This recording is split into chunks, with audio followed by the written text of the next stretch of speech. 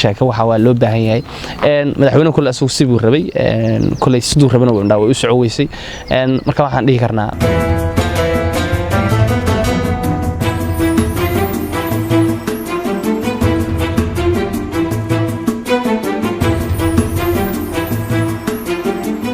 السلام عليكم ورحمة الله تعالى وبركاته ولكن شفيع كرته sidoo kale YouTube channelka aad daawanaysiin waa Shaafici Kurite fadlan haday taa markuu horeyso soo dhow subscribe noo saar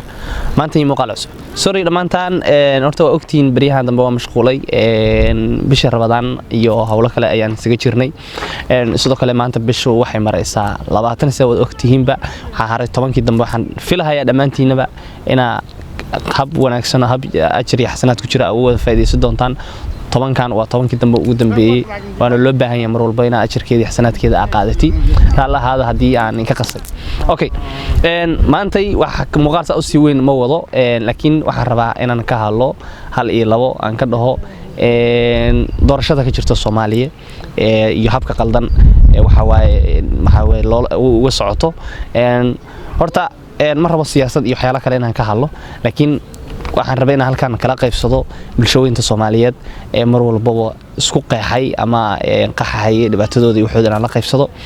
inkastoo hadda hawsha ay dhigtay sida wada ognahaba bariyo ugu dambeeyay horta ma wanaagsano qalalaasada iyo waliba sida wada arkayseen xaaladdu way qasnayd marka ma wanaagsano horta in mar walba ay la iska qabsi meesha ka socoto adiga hadii aad tahay siyaasi ama aad tahay madax ama aad tahay askari ama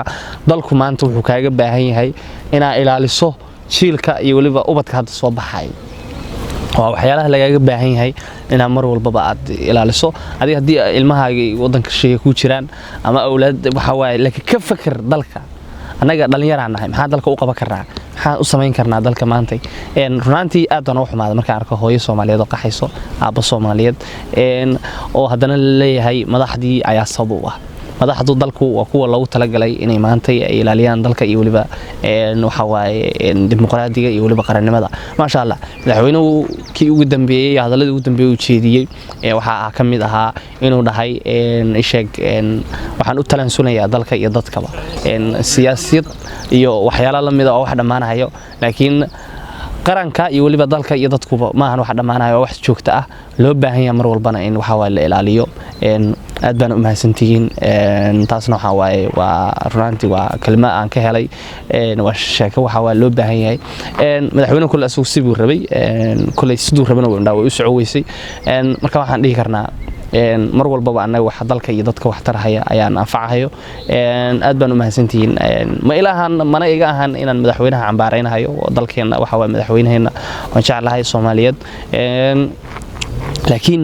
mar walba waxa loo baahan yahay in aad ilaaliso shuruucda iyo waliba xeerka adiga lagu dhaariyay walaal rabo wadanka inaad ku ilaaliso dad madax tahay madaxweynaha ra'iisul wasaaraha madaxa